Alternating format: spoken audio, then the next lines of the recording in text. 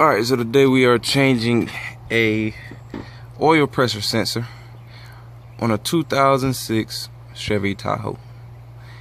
Now, as you can see, I already have my tools back there because I had a little bit of trouble figuring this out. On other videos, they were showing 2001 to 2007, and they were basically saying that once you take this plate here off, it'll be easy to access. I'm here to tell you, for the 2006 Chevy Tahoe LT, that is not the case for this one. So if you had the same problem that I had, then there's a few things you're going to need. One of those things is this 27 millimeter socket. They only had 12 point. You're going to need a U-joint, extensions, and also, where's that other thing? If you have an impact socket, the impact socket is not going to work. So let me show you why.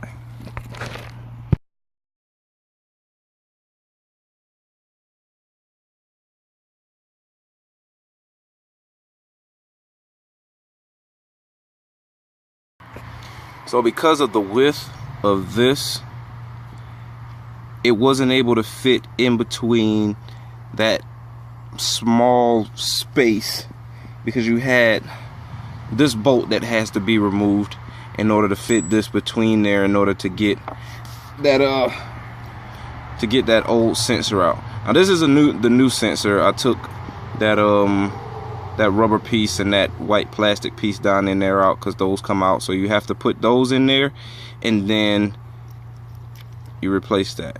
But the width of this is very, very thick, 27. So you're going to need the chrome in order to make sure that you can fit that down in there to get it out. To get it in, it should be the same reverse process. Now the other issue I ran into, this moves here. It's completely different size. So yeah, that's a lot of that going on. So now the fun part of getting that to go back in there, because that is not simple to get to.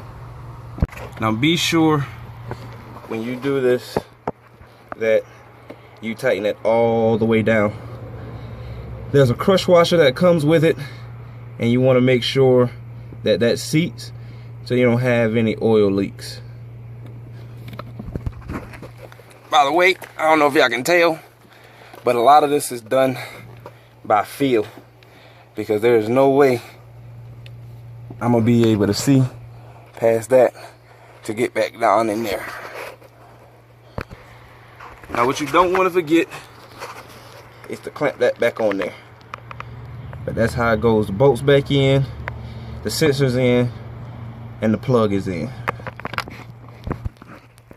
Now before, that oil hand used to go up to 80.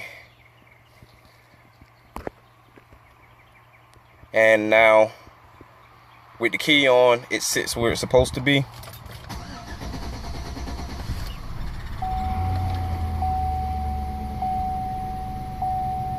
And boom, right at about 50.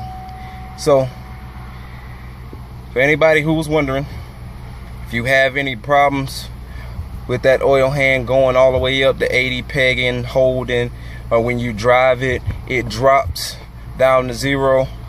It's just an oil pressure sensor. It's not the easiest of changes, but it can be done in your own backyard. Then we check up here to make sure we got no oil leaks. And that looks to still be dry back there.